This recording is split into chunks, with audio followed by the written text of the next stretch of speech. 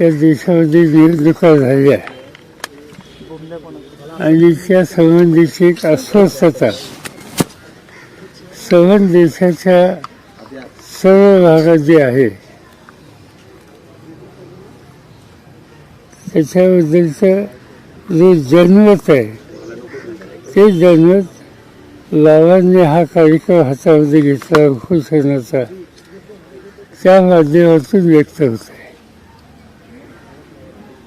लोकांच्या चर्चा ही होते की कालच्या ज्या निवडणुका झाल्या त्या निवडणुकीमध्ये सत्तेचा गैरवापर आणि पैशाचा महापूर या गोष्टी यापूर्वी कधी बघितल्या जात्या. स्थानिक पातळीवरच्या ज्या निवडणुका असतात त्याच्यामध्ये अशा तक्रारी कुठे ना कुठे ऐकायला मिळतात, नाही असं नाही. पण संबंध राज्याची देशाच्या निवडणुकीतच पैसा आणि सत्तेचा गैरवापर हा करून निवडणुकीची संबंध यंत्रणाच हातात घ्यायची हे चित्र यापूर्वी दिसलेलं होतं. ते यावेळी महाराष्ट्रात बघायला मिळाले आणि त्याचा परिणाम लोकांची अस्वस्थता वाढलेली आहे. लोकांच्यातली जी चर्चा मी 2 दिवस ऐकतोय की कालच आंदोलनामधनं येत असताना आंदोलनाच्या बाहेर जे काही लोक भेटले त्या सगळ्यांना लेखकच नारायणांची आठवण आली. आज कुणीतरी या दृष्टीनं प्रभावी पाऊल टाकण्याची आवश्यकता आहे हा लोकांच्या चर्चेचा सूर आहे. आणि त्याच्यात जी माहिती कळली तिथं दिल्लीला सुद्धा की बाबा आढावांनी यामध्ये पुढाकार घेतला आणि ते स्वतः महात्मा ज्योतिबा फुलेंशी संबंधित अशा वास्तूमध्ये ते बसलेले आहेत. एक प्रकारचा दिलासा बाबांच्या या उपोषणानं सामान्य लोकांच्यात येतोय असं मला स्वच्छ दिसते. पण याचा अर्थ त्यांनी राष्ट्रीय कर्तव्य देशाची आवश्यकता म्हणून ही भूमिका घेतली. पण त्यांनी एकट्यानेच ही भूमिका घेणं हे काही पुरेसं नाही.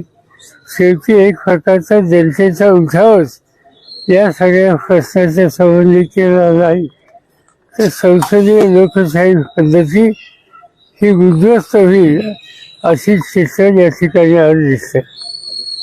देशाची सूत्र ज्यांच्या हातात आहेत त्यांना याच्याबद्दलचं काही पडलेलं नाही. इतकी चर्चा सर्व देशात आहे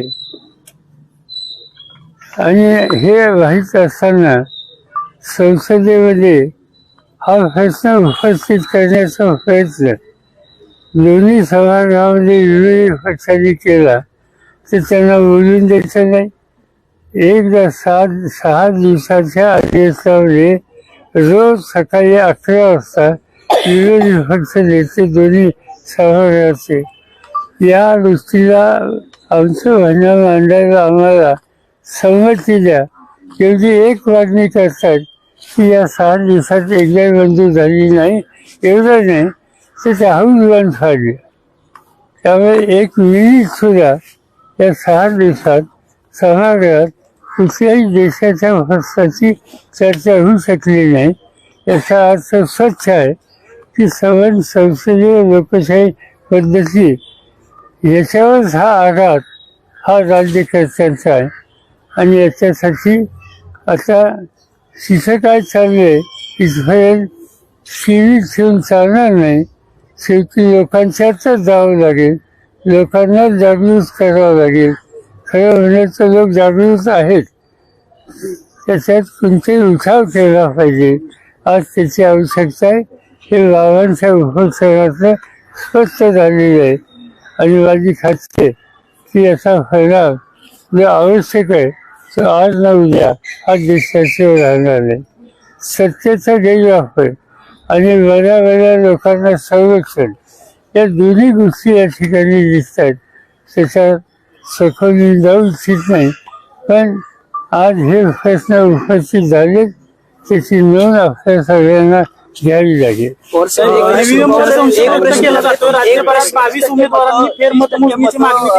समाविष्ट करण्यासाठी पैसे देखील भरले आले होते. 30% मतं मशीन मध्ये देतो असं तुम्ही सांगितलं मगाशी, पण तुमचा विश्वास बसायला नेमकं काय होतं ते मत 30% ऍड करण्यात? असं दिसतंय आता माझ्या हातात त्याचा पुरावा नाही. काही लोकांनी आम्हाला केलं की हे या पद्धतीने करणं शक्य आहे, ते केलं नाही. तसेच आमची कमतरता आहे की आम्ही त्यांच्यावर विश्वास ठेवला नाही. आम्हाला असं वाटतं की निवडणूक आयोग इतक्या चौकाची भूमिका चुकीची घेईल असं आम्हाला वाटलं नाही. त्या संस्थेवर गैरविश्वास आम्ही व्यक्त केला नाही. पण निवडणुकीच्या नंतर याच्यात तथ्य असं ईव्हीएमवर संशय व्यक्त केला जातो. राज्यभरातील 22 उमेदवारांनी फेरमतमोजणीची मागणी केली आणि तसे पैसे देखील भरले. ठीक आहे, फेरफार काय येते ते आपण बघूया. पण मला शंका वाटते त्याचं काही फार पुढे गेलं. साहेब, शेवटच्या 2 तासात ना काँग्रेसच्या अनेक नेत्यांनी देखील आरोप केले, शेवटच्या 2 तासात राज्यात 7% वर मतदान झाले. बाळासाहेब थोरात यांनी आकडेवारी सांगितले की शेवटच्या 2 तासात 5.5 लाखापेक्षा अधिक मतदान झाले. असं होऊ शकतं असं तुम्हाला वाटतं? त्याची आकडेवारी जी आलेली आहे शेवटच्या 2 तासाची ती धक्कादायक अशा प्रकारची आहे. बाळासाहेब थोरात जे बोलले ते इतके बाळासाहेब नाही अशी माहिती अनेकांनी दिली, आधारासह दिली, आणि त्याचा विचार हा करावा लागेल. काँग्रेस पक्षाची कार्यकारिणीची बैठक झाली, त्याच्यात या विषयाची काही चर्चा झाली आणि एकत्रित बसून हे जे इंडिया आघाडी हे जे संघटन तयार केलेलं होतं त्यांनी हा विषय घ्यावा अशी चर्चा आहे. माझ्या मते सोमवारी मंगळवारी त्याच्यात काहीतरी लिहिलं होईल.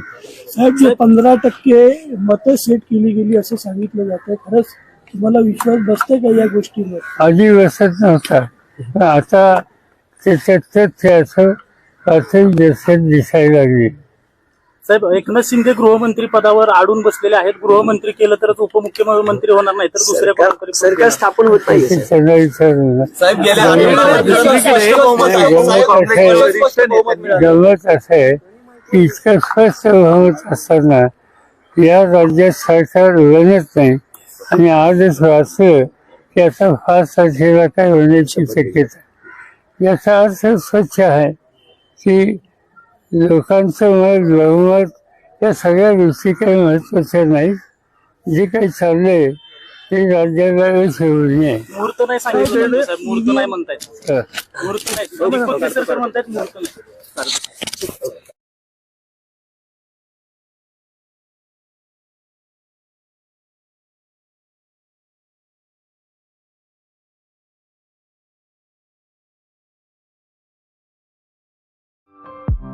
आपल्या अतिशय खास क्षणांच्या साड्या खरेदीसाठी लाहोटी साडीज घेऊन आले आहेत विशेष विवाह कलेक्शन. नवरीसाठी खास डिझायनर काठपदर साड्या, नाविन्य कांजीवरम सिल्क साड्या, अनोखी पैठणी साडी, भारदस्त साऊथ इंडियन व पट्टू साड्या, प्युअर सिल्क साड्या आणि आरी वर्क ब्लाउज साड्या, तसंच रुखवत स्पेशल कलेक्शन साड्या. लाहोटी साडीज, चाटी गल्ली, लक्ष्मीनारायण मंदिर रोड, सोलापूर.